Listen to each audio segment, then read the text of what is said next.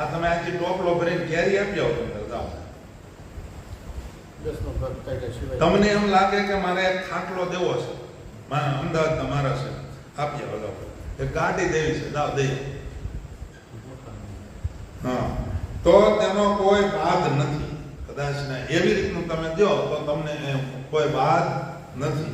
પણ લક્ષ્મીનારાયણની હજમાં જે ગામ તથા જમીન, વાડી તથા મેડી, મંદિર, ઘર તથા આંબા આદિ વૃક્ષ જે કાંઈ સ્થાવર વસ્તુ ફેરવી ફરે નહીં તેવું કાંઈ આપવું નહીં. ફેરવી ફરે એમ હોય ન હોય એ કોઈ વસ્તુ આપવી નહીં.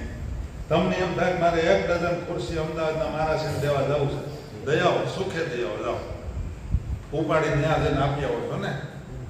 પણ તમે એમ કહો મારું મકાન છે તો હું તો ગમે એમ કરું, મારા બાપાએ મારા નામે વીલ કર્યું છે, મારે અમદાવાદ નરનારાયણ દેવના આચાર્યને આપવું છે, તો નો ચાલે. હવે કદાચ તમે જબરજસ્તીથી આપો તો શું કરવું?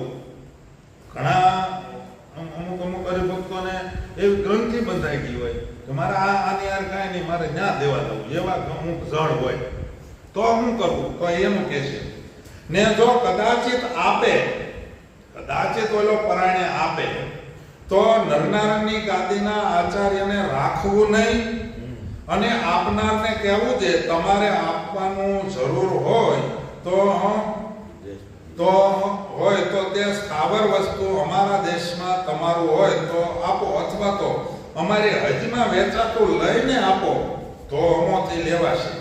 એમ કરતા કાંઈ સ્થાવર વસ્તુ લક્ષ્મીનારાયણની હજનું જોરાવરી આપે તો શ્રી નરનારાયણને અર્થે રાખવું નહીં ને પોતાની જાણે તત્કાળ લક્ષ્મીનારાયણની ગાદીના આચાર્યને હવાલે કરવું.